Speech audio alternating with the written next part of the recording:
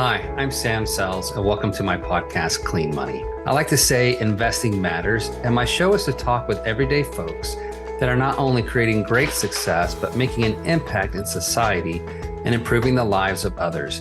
That is my mission, and I want to share my stories and others with you. Welcome to Clean Money. Thank you, everyone, again for joining us today for another great episode of Clean Money, where we talk about making a difference in the world through our investments of time and resources. My guest today is the business healer, Knolly Williams himself. If you're unfamiliar with Knolly, he's got so much content out there that is just amazing. And one of the reasons why Knolly, I find you so amazing is that when you're up teaching and instructing people, you're not up there giving them a whole bunch of baloney. You're not yelling at them and let's do this, blah, blah, blah. I mean, you motivate people, but it's like all the falseness is gone. You're just so sincere and you're real. And I know we tried this a while back. It didn't work out. And so I've really been looking forward to talking to you. And when I saw you on my calendar, I was like, yes, all right, we're doing it.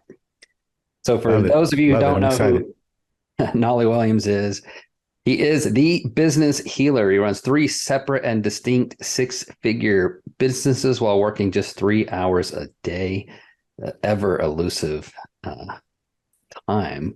And he teaches thousands of entrepreneurs and business leaders how to duplicate that success.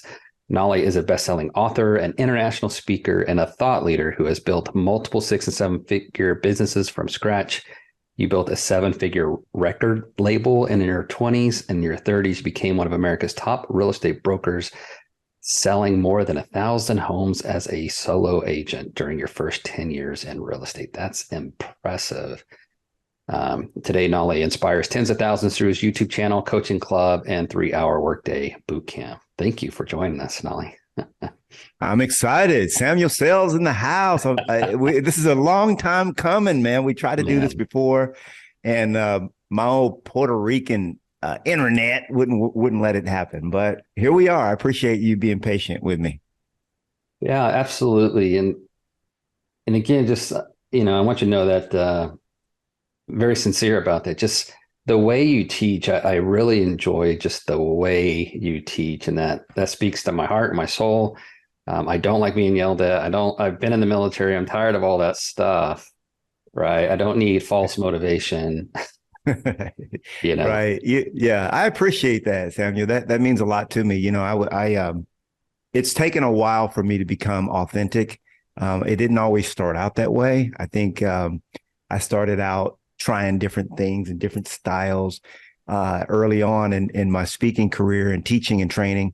But what I've always come back to is that at the end of the day, I just love to teach, train, and coach. I just love doing it. And I didn't realize you could make money doing it, to be honest. And so it's just something I've always done, even as I've launched businesses. I've just loved that aspect of helping somebody seeing the light bulb go off, and then seeing them, move on to success, which, you and I know that very few do. Right. But I learned to not be emotionally attached to the outcome, and not really to be attached to the results that they get. As long as I'm doing my job and sharing everything that I know, then that's what my job. So, but I do appreciate that. I'm very purposeful about being authentic. Yeah, I like that. I think that becoming authentic is really, to me, it's about 2 things. One, it's trusting yourself, like getting over that imposter syndrome that we all go through. Like, right. Yeah, I know I made some money or I did this thing, but can I really talk about that? So the fear of being yourself and being ridiculed or scorned or so forth. And then the second is just to me is teaching from the heart, right? And being able to understand that people won't always take what you accept or what you provide, but all you can do is all you can do. That's right. Yeah. That's right. Yeah. Yeah. That's why I appreciate your podcast, man. You're getting the truth out there, the information. And obviously it's up to those of us who listen what we actually do with it. But kudos, man. Good job. Hey, it's tough. I look at the marketplace and then with my own experiences, having people say, well, that's not true. That's not really happening. I'm like, no, it's really happening. It's just not in the news because Trump changed his toothbrush and now everybody wants to know what his new toothbrush is and, or something, whatever the sideshow is. And that's way more, absolutely, polarized. Entertaining. Yeah. So yeah. I'm like, this stuff's not entertaining. This stuff is real. Absolutely. Yeah. I just wanted to, so you brought up something that made me think a little bit. So when you teach, you said you had to let go of being responsible for their results. So I'll just tell you a quick experience. So I've been coaching and helping people for a long time. And I think, a year ago when I really started kind of more formalizing my coaching and so forth, still doing it for absolute free because I didn't know you can make money doing this. But I saw a lot of people take advantage of that and then not do anything with it because they didn't pay any for it. But I did another one where a guy paid for it in the form of taking on a deal. And then I coached him how to do it and everything. And then, monthly calls and so forth. And then last week we went through the numbers and we realized that he made $700,000 last year. Wow. And wow. Incredible. So happy for him. Incredible. Yeah. Buddy, you did it, right? And I know you've had similar experiences, right? Like the folks who actually pay for it, the more they pay, the more they're likely to actually do the stuff. And if they do, this changes their lives, right? Sure. Like Russell Brunson says, when people don't pay, they don't pay attention. Yeah. And it is true. It's sad, but true. However, I do also believe that those that will do the work will do the work. I've gotten so much quote unquote free training, advice, mentorship, and even when you think about a book, for example, I've written several, and you might as well say a book is free because if you just think about it, you go pay $20 for a book. If you were actually to print that book out and pay for, at the end of the day, it's negligible, the cost compared to what the knowledge that you're actually getting from the book itself. And so I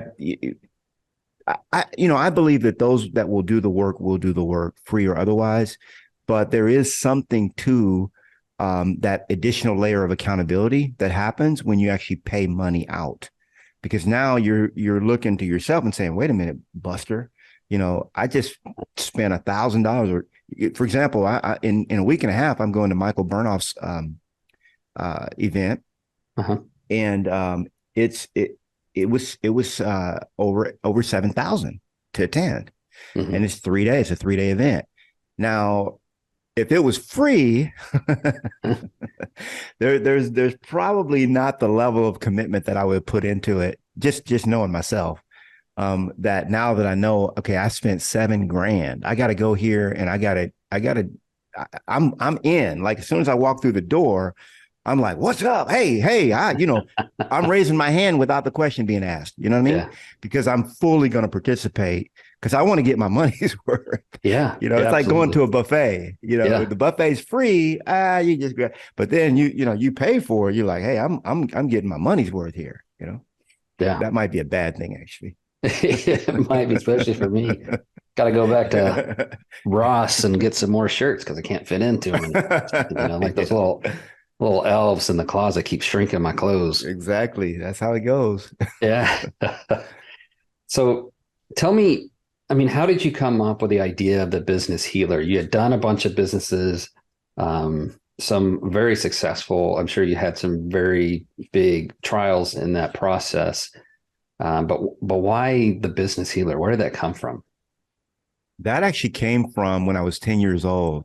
So when I was 10, I started going to church. My mom would drag us to church. I didn't want to go, but she would drag us to church. And I started being, I felt like I noticed that I had a spiritual side to me it was interesting because, and I've actually not talked about this much, but it was interesting because it wasn't purposeful. Like I wasn't purposefully trying to be spiritual, but when I'd go to church, I would feel something. There'd be a warmth, there'd be a chills, there'd be, Yeah. and every time the preacher would, who needs Jesus? Man, I go running down the aisle. Here, I'm 10 years old. So my mom would grab me like, boy, get in your, you don't know what, because she, in her mind, I didn't know what I was doing. And Yeah. I didn't fully, but there was just a compulsion towards spirituality. And so I remember one day when we came home from church, and it was very interesting. And I actually never talked about this, but it was, I had learned about the devil and, different things like that. And so I'm there trying to have a conversation with the devil and trying to convince him to come to God. I'm 10 years old. So I'm like, hey, missionary already. That's yeah, I'm like, this is better. Let me tell you why it's good, and I'm wrestling, man. I've got a sheet pulled over my head and I'm going at it, giving all the arguments I can as a 10-year-old boy. And I remember I had my Bible and I was reading and I came across the story of Moses, and I was compelled to that story. And I started reading about how Moses was sent to let the people go, God's children go. Mm-hmm. And the more I read it, I said, I started identifying that that's me. I've been sent to this planet to, help redeem people. And I really to be honest with you, I ran away from that vision for many years. I mean, all through my teens, I was out there selling drugs. I mean, I was out there, bro. As far out as you can get, that's where I was, because I didn't want anything to do with spirituality. And I felt like it was just bothering me, like, leave me alone, go pick on somebody else. And so as the years went by, I started businesses. I'm very successful. I made my first million when I was 29 years old. I actually made $2 million that year. Wow. I was making $150,000 a month in my 20s, late 20s. And then that business crashed and burned, and I had to reinvent myself, got into real estate, did very well in real estate. And but what I've always noticed is that I love to help people in their businesses. I like to learn something and I like to teach it, learn it, teach it. And it got to the point when I was when I started with Remax, and I became one of the top 5 Remax agents in the world. I mean, not in the world, in Texas, not in the world, Texas. And then I was the number one solo. Right? Same thing. Yeah. Hey, Texas is the world for us, baby. That's what's up. But then I became the number one solo agent in Austin, Texas. Out of 9,800 agents that year, Austin Business Journal did their report. In my production, I did 96 transactions through MLS, did several off MLS. So I did over 100 deals as a solo agent. No other agents on my team, just me. But I did have incredible admin. So all my systems and processes, were tight. And I would be on the phone for hours with all these agents that were calling me because they would see my accolades and things, and they say, hey, man, how are you doing this? And I'd be on the phone with hours, and my wife would come in. It's like I was almost like I was cheating, like I had to be whispering and stuff. Because she come in like, what are you doing? I'm like, well, I'm just, this agent needs help, and you need to go sell some houses. Are they paying you? I'm like, no. But this guy, and it was every day, man. I would be on the phone helping people. Boom, I'm helping them. And when I met with Gary Keller, he invited me to meet with him privately.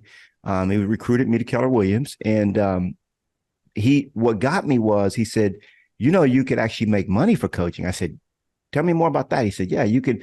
If you were here, we would have you teaching, training, and coaching, and you get paid to do it. Paid.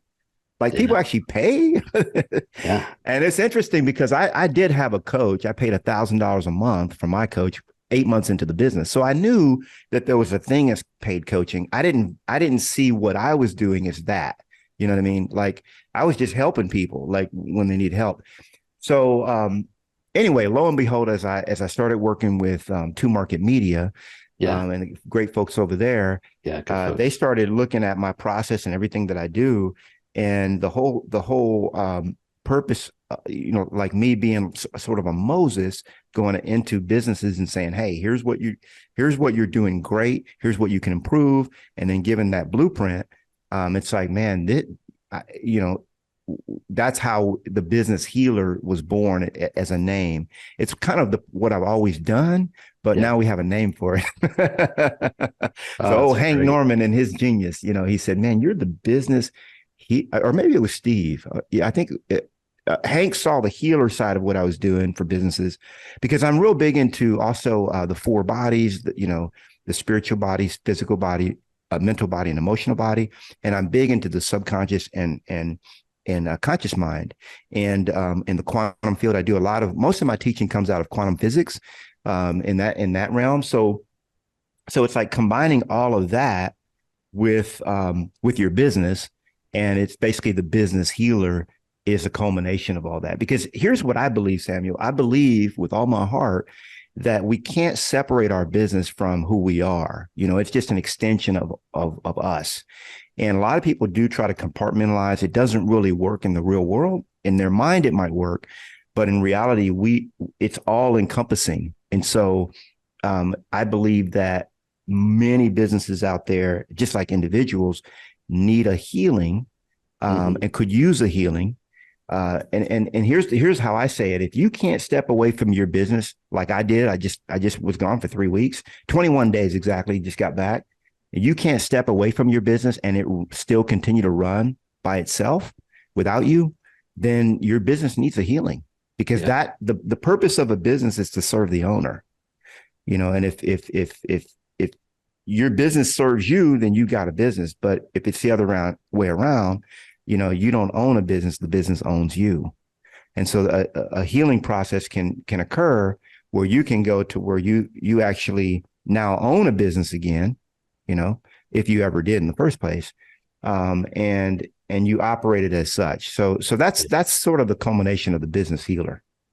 Yeah, that's fantastic. I love. Probably more than you wanted to know, by the way. Oh no, I love this stuff. The more and more I get into entrepreneurship. So I try to start my own business multiple times and failed for just different reasons, either the wrong business partner or a fantastic business partner. One time we won national business plan competitions and other stuff, but in the end, what we were bringing to market wasn't as ready to go as the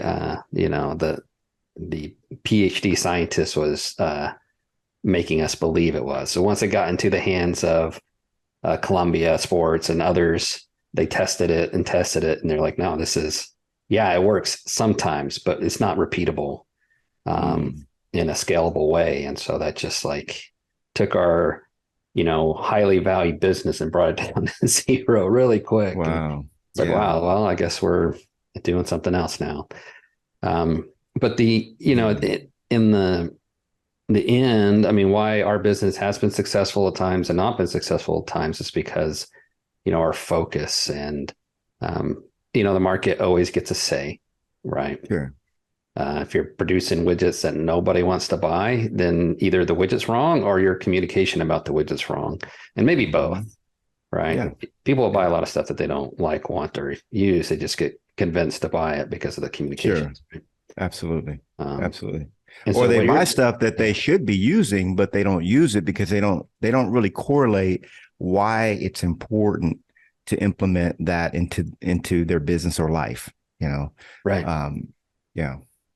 Yeah, I remember reading a story that this woman put out. She had lost a lot of weight, but she'd gone through numerous diet plans and coaches and everything else. And she said, I just decided one day that I am no longer that person.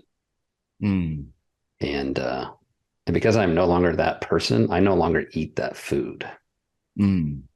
And when she made that mental shift, I no longer do that, then that's what it was. And so for me, when I started becoming successful, it was, I am no longer this person. I am now a CEO. I am now absolutely commercial property person. This is what I do now. I love it. Yeah. Good stuff, man. Yeah, I been very happy about your success. So tell me a little bit about your 3 hours a day, your new book, and your philosophy. Where did that come from? And how is that going? How are you able to do that? Yeah, it's interesting because this is a lifestyle I've lived for about the last 7 years. When I first got in, I became an entrepreneur at age 12. Just like many entrepreneurs, and many of you listening right now, you can identify, maybe you were 10, 11, 12 years old when you first started selling something, and it got into your blood that this is what I'm going to do. I'm making money. I'm turning money. Yeah. And so I started, man, I would sell anything and everything in school. I sold newspapers door to door. I sold candy in school, sold some things I probably shouldn't have sold. Yeah, I can say I shouldn't have sold them. And then, but the entrepreneurial bug, I have not had a W-2. Let's see, 93 was the last time that I punched a time clock at, outside of, working for me. And so that's 30 years, over 30 years. And so when I first started, I believed the lie that we've been sold. And this goes back way back. A lot of us know that the entire world, we're not talking conspiracy, we're just talking reality, that the entire world is run by a handful of families. Yeah. And in the reality of it is that they always saw themselves as elite, and then they saw a working class. Now, when you talk about the middle class, I learned this from Burnoff. It's some research he did, Michael Burnoff, is that the middle class, it actually did not exist for even a couple of 100 years ago. There was no middle class. I mean, it was always from the dawn of time, either the elites, the haves, and the have-nots. Yeah. And so what the haves, very sharp difference. And so what the haves, the way that they've been able to create that chasm is through belief. It's to keep you, just like you said, the lady had an epiphany. It's like, wait a minute, I'm not that person anymore. Well, what they, THEY, didn't want us to do was to wake up. And so there is a waking up that's happening. But the problem with the middle class, though, Samuel, that what we've learned is that it sort of was a great invention because it kept those that were the have-nots from being too rowdy. You know what I'm saying? Because it's like, wait a minute, I'll give you can get to this next status. Just don't try to get any higher, but you get this next middle class. And then that's like sort of like good enough. Like that's like sort of settling. It's like you're never going to really be wealthy. You're never going to be rich, but you kind of got everything, you're getting by, you're not drowning. You're surviving. Middle class is survival. And so, I believed early on, because I was told that, I was part of the working class, and that was a class that was created, was manufactured by the powers that be, because we need workers. I mean, obviously somebody's got to work, right? And so when I became part of the working class, I believed, like my dad, that the more you worked, the more you got. The harder you work, the more you hustle, the more you grind, the more you get. And all that is it's an employee mindset. The employee mindset says, if I work 10 hours, I get paid for 10 hours. If I work 15 hours, I get paid for 15 hours.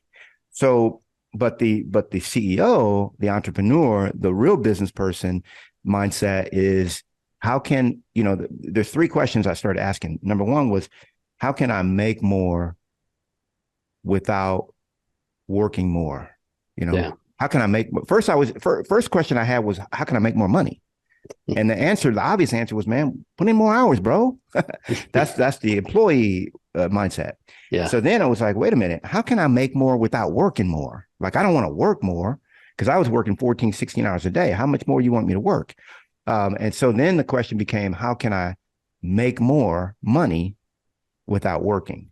So first it was, how can I make more money? Then it was, how can I make more money without working more? Yeah. Now it's, how can I make more money while working less or without working at all? And so when you start asking those kind of questions, the answer becomes very obvious. And when you look at and this is all science, I mean, so many articles have been written about this. The average person, even an 8-hour-a-day person, you know what the research points to? Their average number of hours of productivity and I talk about it in the book.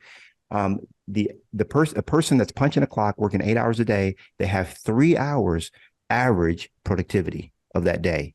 It's obvious that when you give someone, and this has been a principle that's been proven over and over again, if you give somebody 10 hours to do a job or 5, the same job gets done, and it gets done sometimes better when there was a study done where they get, and this is so many, I mean, there's hundreds and hundreds and hundreds of studies, and I've got dozens of them that I accumulated for the book. But when you gave a college class, so many hours to do 3 assignments, and you gave the other class less time, okay, or actually you gave one class so much time to do 3 assignments, and then you gave the other one time to do 2 assignments, same amount of time, right? Yeah. And the one that had 3 assignments actually had less time. They did a better job, and they actually is more succinct, and they finished on time, as did the ones that had the 2 assignments. All right, so it took the same amount of time to do for them to do 30 to 40% less. It took them the same amount of time. This is all science. So when you look at your workday, what I've discovered is that there are only a few things, a small number of things that actually move the needle. Now, busyness doesn't mean business, right? Busyness doesn't equals business. There's a small number of things, that all the things that you do that actually move the needle to success in your business. What does that mean? That means that 80 to 90% of the income, the actual needle being moved toward the success goals that you have, are actually happening through 10 to 15% of the things you're doing. I remember when I looked at, when I was in the real estate business full time, and I looked at, because I was a listing guy, I said, man, this is overwhelming. There's a lot of stuff I'm doing every day. I'm going to write down every single thing that I do. And I did. It ended up being 46 activities for listing. The first thing was to generate the lead. Then you go through and you have a bunch of activities, pre-listing, and then servicing the listing, and all the way. Step number 40 is close the transaction. Then there was 6 steps that had to happen after closing. So I was like, okay, what do I actually have to do? Like, what do I really have to do? What I did was I rated all those tasks on a scale of 1 to 5. 1 means I hate it. 5 means I love it. Okay. So it's, I hate it, I don't like it, I really like it, or I love it. That's the 1 to 5 rating. And so I decided I'm only going to do 4s and 5s. Okay. I've either got to really, really like it or love it, or it's not on my plate to do. That's how I started with it. So if I hate it, don't like it, or like it, even if I like it, I'm not going to do it. Okay. I got to either really like it or love it. So that was that was the first iteration. Then I felt like, man, I'm still doing more than I want to do. Could I possibly scrape my plate even further? And I realized of the 46 tasks, first of all, there was only 4 or 5, depending on your interpretation, that required a license, okay, of those tasks. So then I finally got to the point where I discovered that there were only 2 activities that I personally should be doing in order to move the needle 90% of what I was trying. Like if I wanted to make, 800,000 that year, there was 2 things that I could do that would probably account for 650 to 700,000 of it, Wow. And that was generate leads and go on appointments. Generate lead, go on appointment, generate the lead, go on an appointment. The only other thing that actually moved the needle a little bit was negotiating. But I learned that I could train somebody to negotiate for me. I didn't have to do that. So that's how I was able to do, over 100 transactions. I mean, I did 153 transactions my last year as a producing agent. And I was still a solo agent, and people say, man, how are you able to do that? Well, because I only really did 2 things, and I worked a lot less than, actually, I didn't even work full 3 hours a day, but I had an admin team that did everything else. So what I teach, Samuel, is that the things that you should be doing in your business should be what I call income producing activities. Mm-hmm. So they're either creating immediate cash flow. Okay. That's called now money. You need money right now, it's cash flow, or future wealth, which is like a large stockpile of, a large cash payout, or like residual income or recurring income or something like that. So those are the only 2 things that you should be doing. Everything else in your business is an ancillary activity that supports those things, right? So it's just, it basically comes down to science and efficiency. And when you really look at it, and any business, I can look at any business, and most entrepreneurs would be like, man, I have to do this. I have to do that. I have to do that.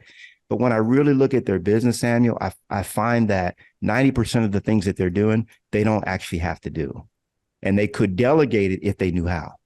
So I've been a business leader, or I've been a leader for a long time. In the military, I was, from being an NCO to when I was an officer, and just right out the gate, I was a flight commander, and just was always in command in some role for a very long time. And one of the things that I learned is it sounds easy to delegate, but it can be really difficult to delegate, because what happens is you're like, hey, do this task.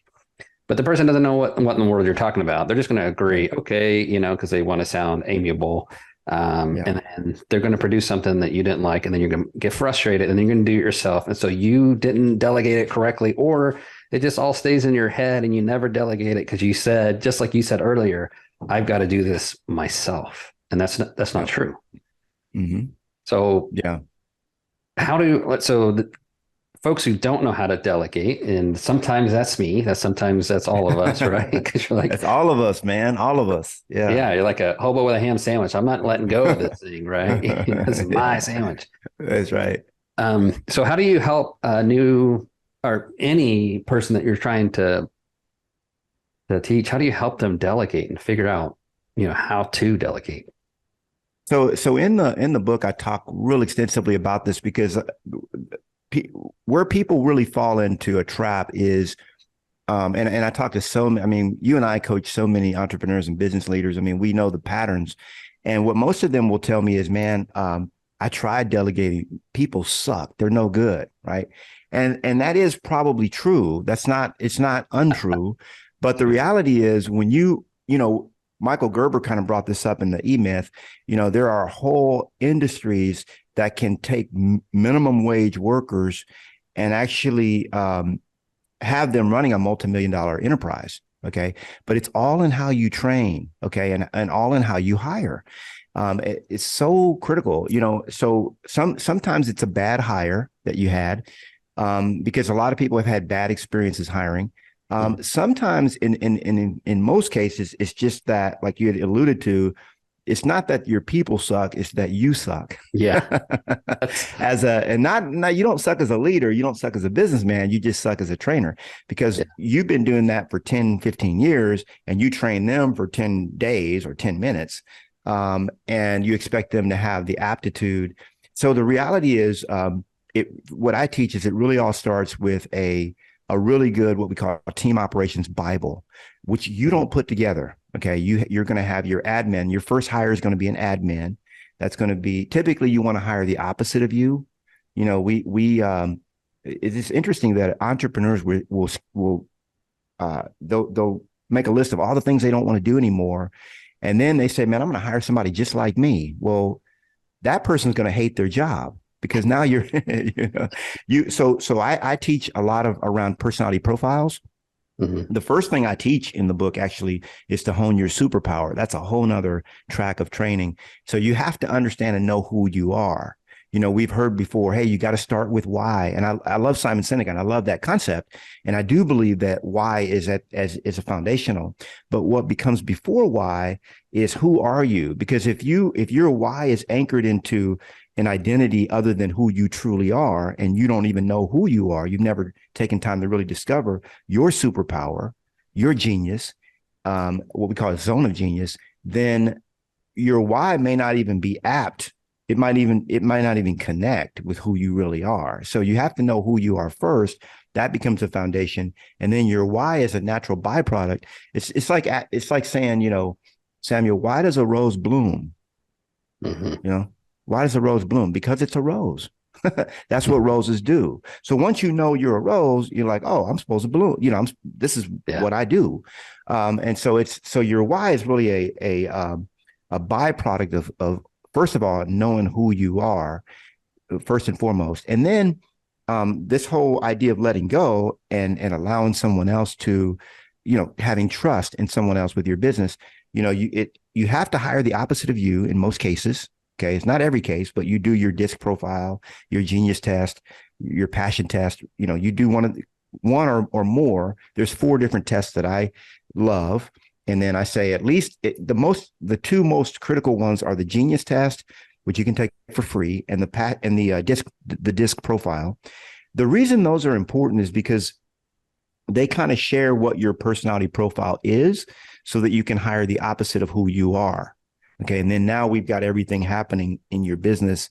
And everything that you delegate someone else to is going to love those tasks that you don't like because they're going to be the opposite of you. So that's first and foremost, you hire right. Then what you want to do is train them correctly. It's very, very important. You start with a team operations Bible, which your admin will put together. And then you train them on the I, we, they method. Okay. So first it's I do it. It's just like the example I use in the book is if you're trained to work at McDonald's on the French fry machine, they don't just put you in there and say, hey, watch a video on how to make fries. Okay. Duplicate the results. No, the trainer will sit with you, or the manager will be with you, and they'll say, okay, here's how you pour the fries in. Here's where you get the fries from. Here's how you pour them in. This is how much to pour in. This is how the grease has to be at this temperature. This is how you drop them in slowly. And then you got to, you press this button and then you press that button. When that button beeps, you pull them up and you hang them here and you shake them out, and then you drop them on the pan this way and you salt them, not 4 times, 3 times. And you got, so first that person's just watching you do everything.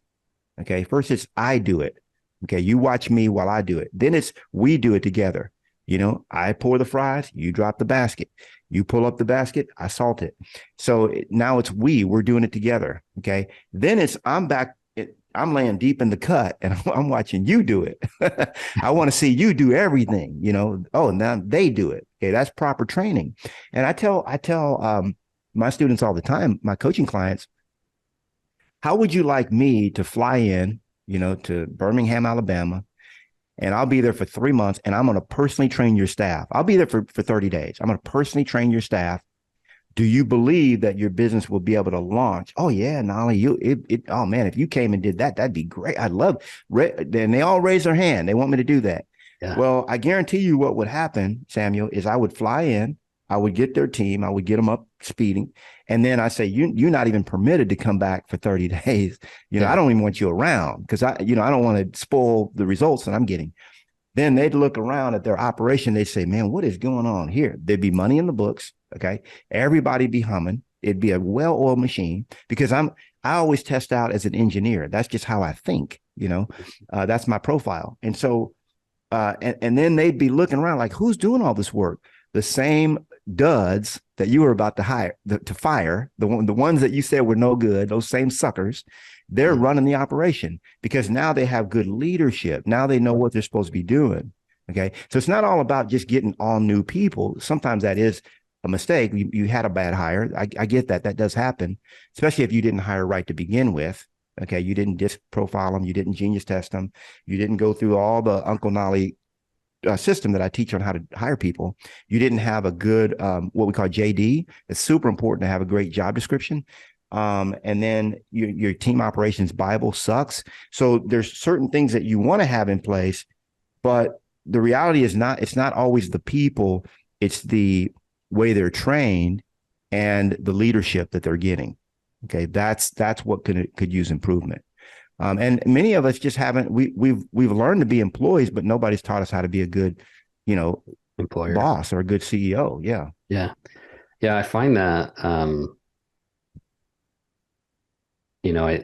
the military was great about teaching me how to be a leader for 2 reasons. One, I had terrible leaders, because, oh, you're a pilot, so obviously you know how to be in charge of people, and then they're terrible. It's like, no, they're used to, pushing buttons and sitting in a chair, that's a lot different than running an organization. Absolutely. Or when I was a healthcare executive, I was like, oh, doctor, you're a leader because you're a doctor. And it's like, I know everything about the body. I don't know anything about the human. And so, outside of my little scope. And so some of those have been fantastic because they figured it out and did great. And others were just terrible. And so you learn from both sides that direction. But doing it inside of a business, my own business has been a huge challenge. And so sure, absolutely. Sometimes I'm like, you are the wrong hire. I'm sorry. I did this wrong. I should not have hired you because this is not a job for you. Right. Yeah. Yeah. Um, Yeah. and then other times I'm like, I think you're the right person. I'm just the wrong, I'm the wrong guy to get you where Yeah. we need to go. Um, And a lot of that can, if you know what you're doing up front, a lot of bad hires can, probably 90% of bad hiring can be avoided, because from the beginning you'll hire the right person for the job to begin with, you know. mhm. And that's super duper critical. Most people make desperation hires. They get so overwhelmed that they're desperate and they'll just take the first person that comes along, you know. And that's not the right way to hire people, not at all, you know. No, that's how we did it in the beginning. But now, Yeah, like we just hired a fantastic CPA to join the team. Uh, yeah, she's actually from overseas, but long time experience, love it, lots of love it. working for the Americans and so forth. Very good Yeah, English. She understood yeah, our idioms. yeah. I was That's like, very important. that's very important because I'm learning that. I've got three overseas right now. Yeah, yeah, yeah, and it's like, okay, so we can communicate and we can joke around because we like to joke around even in the face of like the worst thing that's happening. You're like, yeah, oh my gosh, we're gonna get yeah, crushed. All right, let's just go. Um, yeah, but that's those folks, when they fit your team and they yeah. bring things that you cannot do, it's great. But it took us numerous interviews before we found her.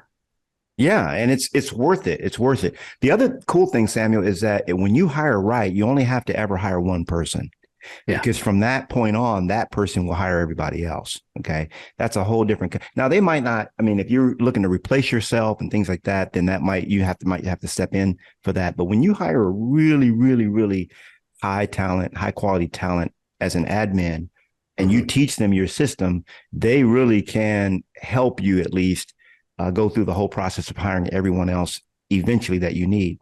The last thing, the one other thing not last thing, but the one other thing I want to bring out, because a lot of times people get intimidated by this 3 hours a day. What I've found, I'm just gonna point out the two big picture priorities. There's only two, okay, and the only two problems that businesses ever have, Samuel, Mhm. and this is any business outside of supply chain, okay, there's issues there that Yeah. sometimes we can't control.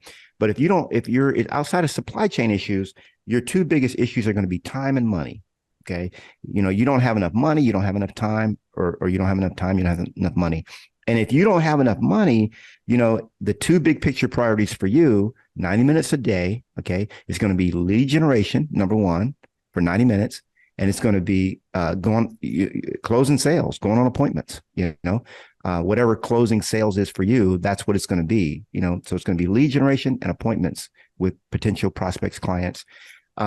That's if you have a money problem. If your business is scaling and you're doing well, but now you just stuck, you want to bring up more time for yourself, then the two big picture priorities for you are going to be branding and leadership.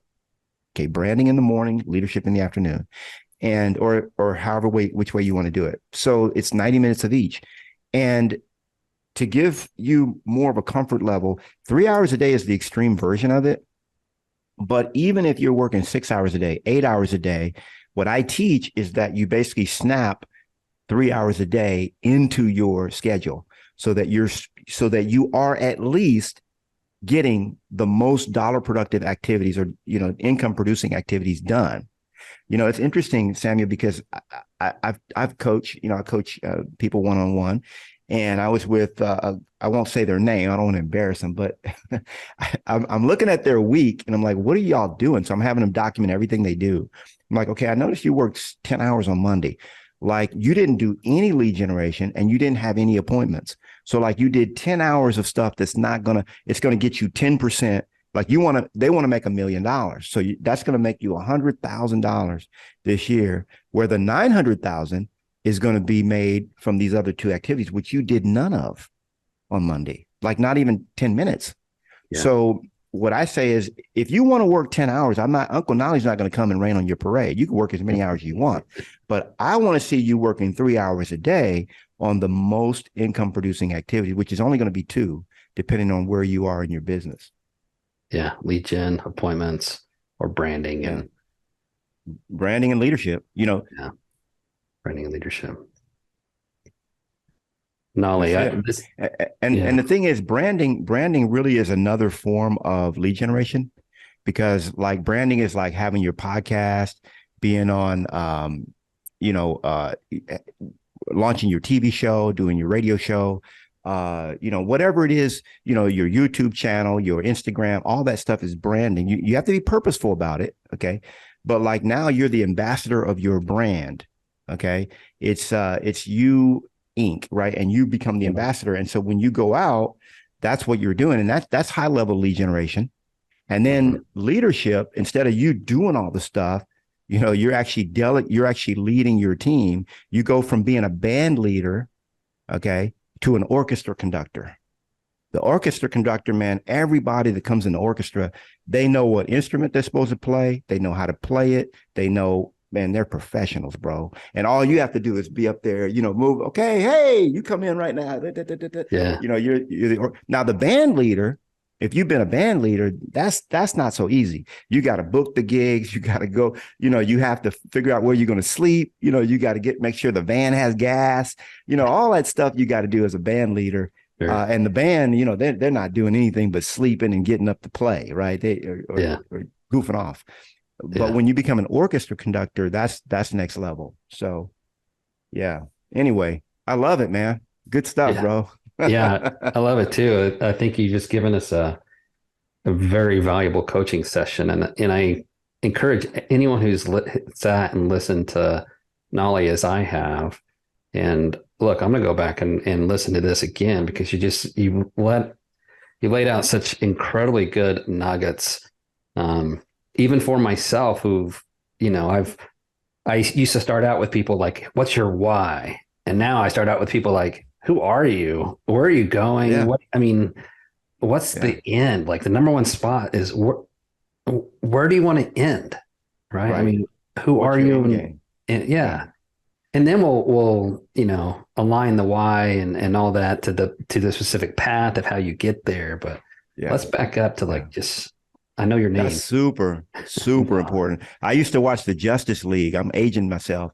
Now they have the Avengers. But the Justice League, man, you had Batman, Wonder Woman, you had Superman. They were, man, forget about it. When they teamed up together, you're done. But see, Wonder Woman didn't try to act like Superman. Superman didn't try, like if you're the Incredible Hulk, if I need somebody to come in for a stealthy mission, I might get like Ant-Man or somebody like that. I'm not going to get the Incredible Hulk.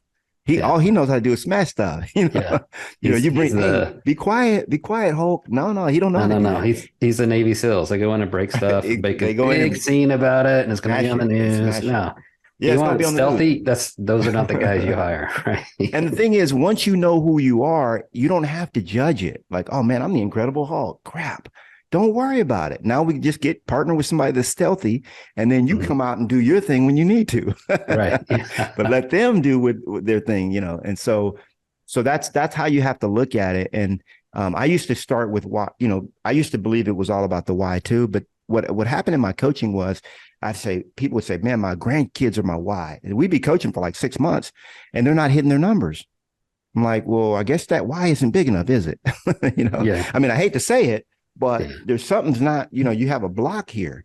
And once people figure out who they are and they start, just sort of rising into their zone of genius, then the why is just natural. It's like, I appreciate that observation. Yeah. It's these things come from experiences. That's why you're the business healer now, is because you've been broken yourself and had to fix it. Right. Absolutely.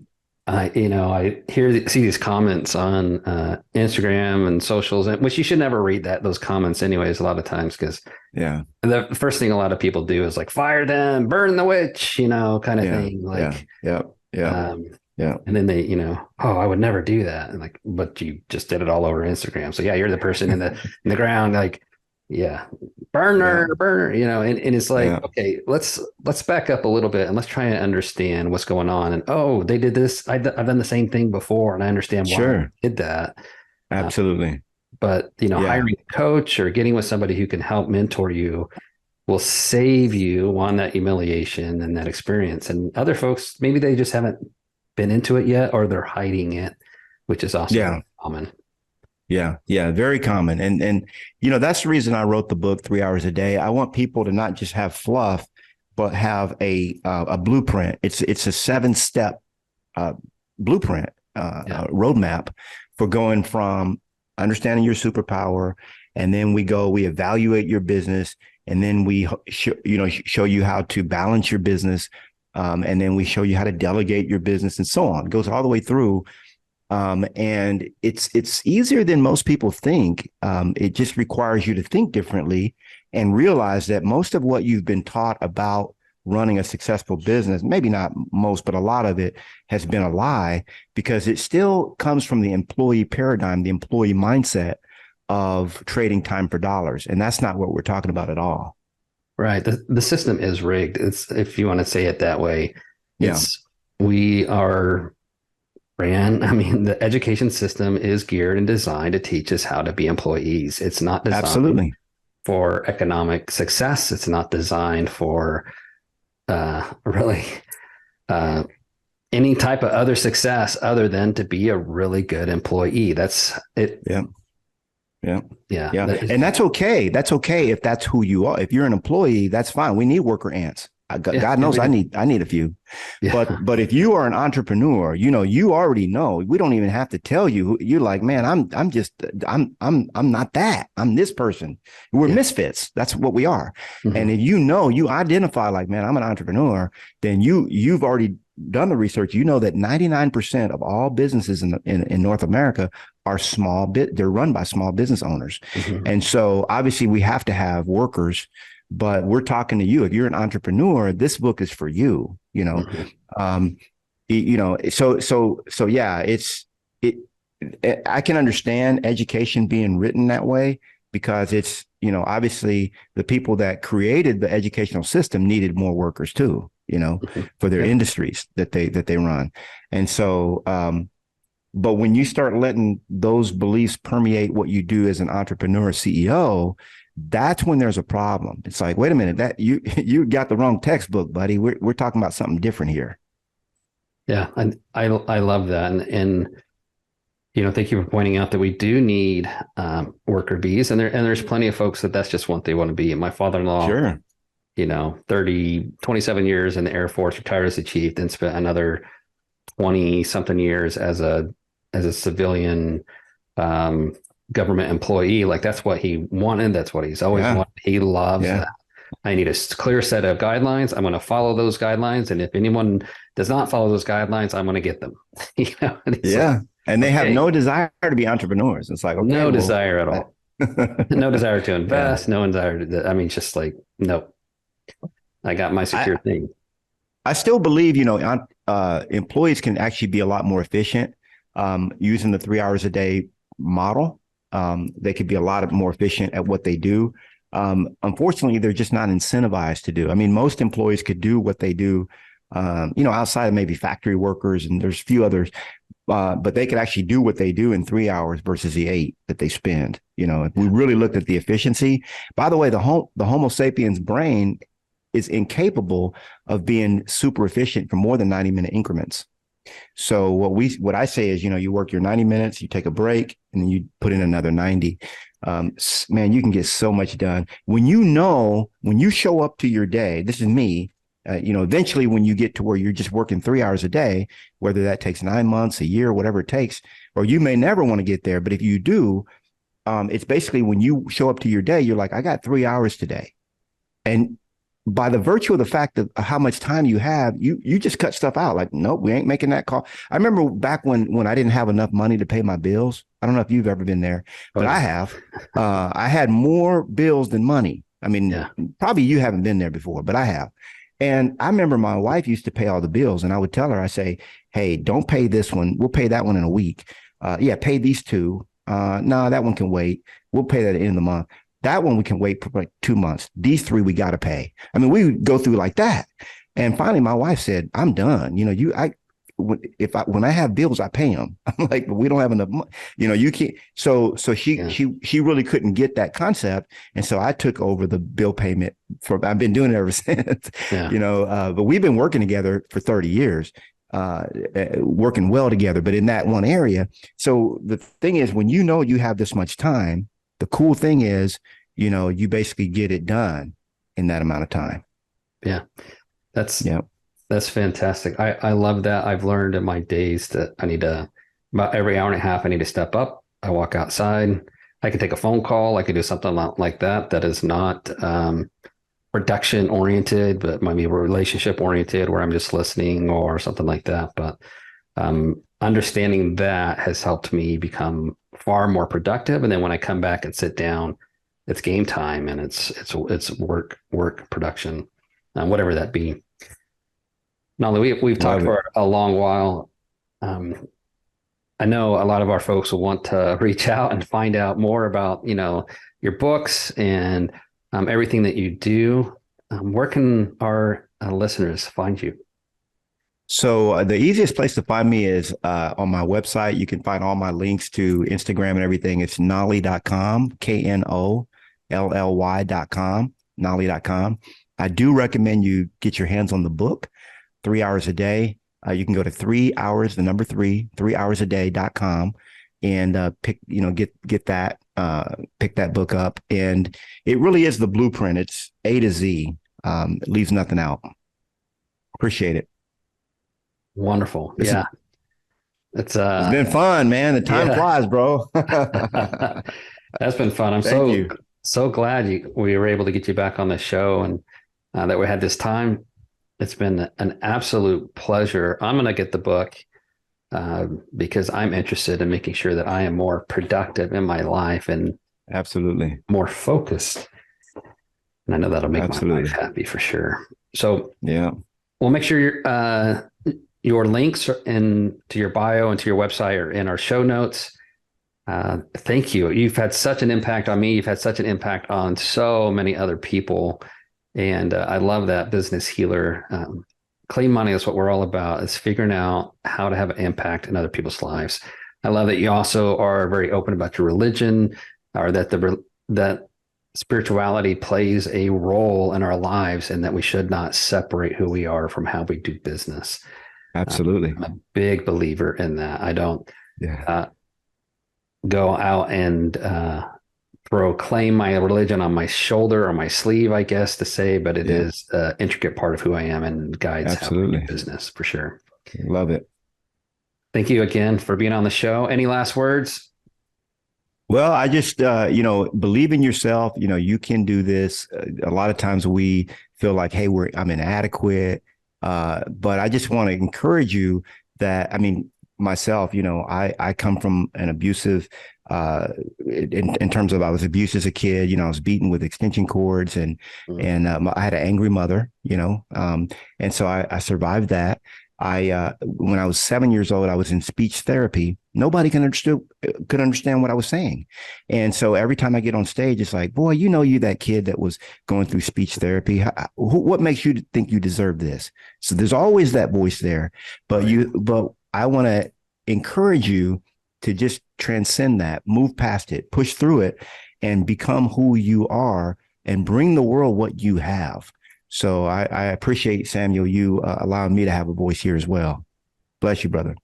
Thank you. And bless you too. I'm so glad you overcame that massive obstacle in your life. Yeah, no doubt. And inspire others to do so as well. Thank you. That's it. All right, brother. Take care. All right, Knolly. Take care. Bye-bye. Bye-bye. Thank you for tuning in to Clean Money, where we talk about sustainable investing that improves society. We are passionate about creating great investment returns to investors who want to use their money to make a positive social impact in the world. If you enjoyed the episode, we'd appreciate a 5-star review. And if you are interested in making your investing matter, please connect with us at wildmountaincapital.com. Or you can find me, Samuel Sells, on LinkedIn, on Twitter at Sells_Samuel, on Instagram at CleanMoneySam, or on Facebook. And finally, make your investing matter.